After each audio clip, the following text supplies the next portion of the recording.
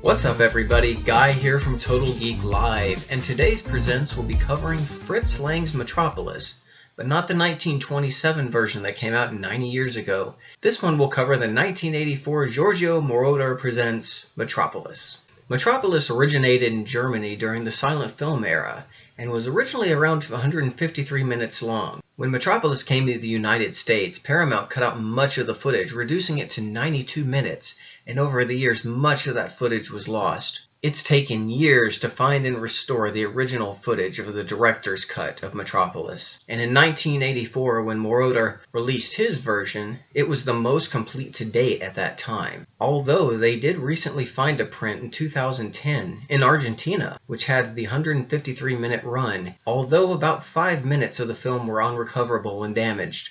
So they restored 95% of the film to 148 minutes and was released as Metropolis the Complete Edition. The story of Metropolis is simple, a tale of industrialism versus the working class, where the higher-ups live in beautiful, decadent lifestyle, while the working class toils beneath the Earth's surface in a hellish existence. During the beginning of the film, Frieder, who's played by Gustav Froelich, meets Maria, who's played by Brigitte Helm.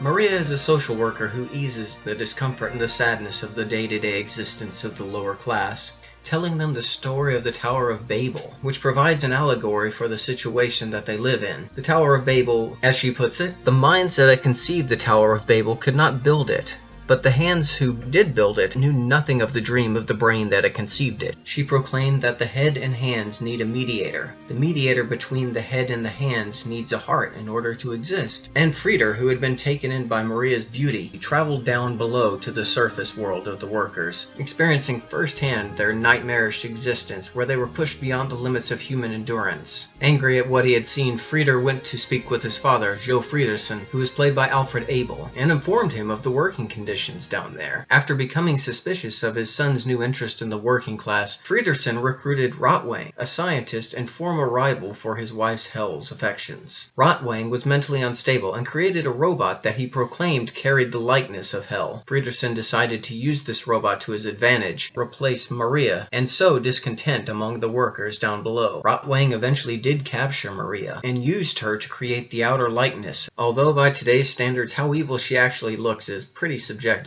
Come on now, I've seen what evil faces look like, and that's more of the face of someone who's been dipping a little too much into the sauce. That's not really conveying so much evil to me. Regardless, the robot Maria, who is actually properly known as the Maschinenmensch, creates havoc throughout the city, entrancing the upper class with her provocative, sexualized dances at the Yoshiwaru Club, and finally going down below to incite the workers into acts of violence and rebellion, destroying their machines that protect their home and their very children. The working class goes too far, acting under the guidance of the crazed Maria clone, and do succeed in destroying their home. However, Frieder and the real Maria who had escaped from Rotwang came to the children's aid and saved them before death. The angry mob, now realizing that they've been tricked, burn the Maschinenmensch at the stake, revealing its true robotic identity. After Frieder and Rotwang have a battle at the top of a cathedral, Rotwang falls to his death. Frieder is reunited with Maria and his father, and finally fulfills the prophecy of acting as the heart between the head, which is his father,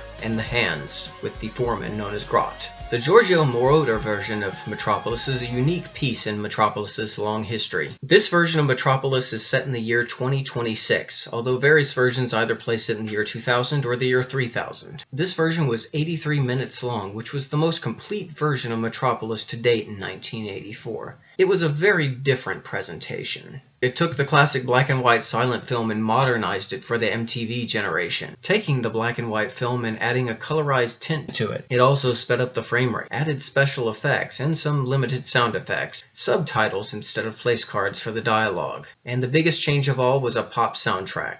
Among some of the biggest artists on the film were Pat Benatar, Bonnie Tyler, Adam Ant, Loverboy, and Freddie Mercury with his title song Love Kills. While a lot of film purists balked at this version of Metropolis, it did introduce the silent film to a whole new generation that may not have otherwise been interested in silent film. The Moroder version of Metropolis had long been a staple on VHS, appearing in numerous video stores over the years, until it finally fell out of print, primarily due to licensing issues with the music. The music rights were finally restored, and the film was put out yet again in 2011 on Blu-ray. The film has been credited for being extremely influential on modern science fiction. The Maschinenmensch robot has been very influential on several modern-day science fiction characters that you might recognize today, and the city's sprawling set designs have inspired other films such as Blade Runner. I personally am a large fan of the Art Deco style, and this film is absolutely beautiful. Taking into context that this film is nearly a century old, the special effects for the time were phenomenal.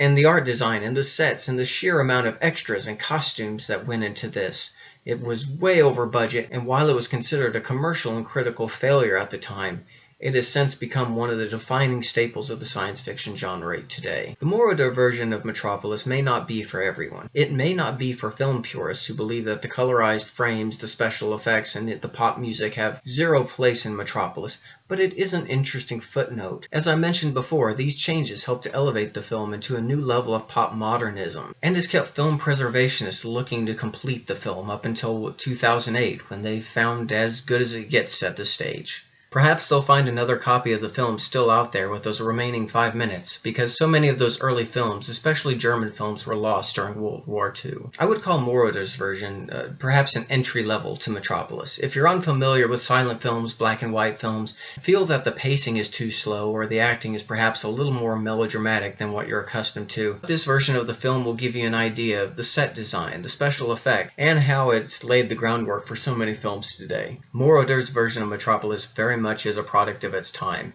It feels like a long-running music video, and it does add an interesting new perspective to the film that you wouldn't consider otherwise.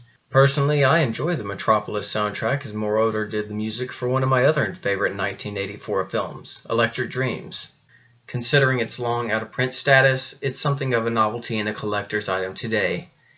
But it works, and you should definitely check it out. Well, that's it for this version of Total Geek Presents. I'll be continuing on with more cult films and games as the weeks go by, so hopefully I'll cover something that you will be interested in as well. Until that time, it's all geek to us. Take care.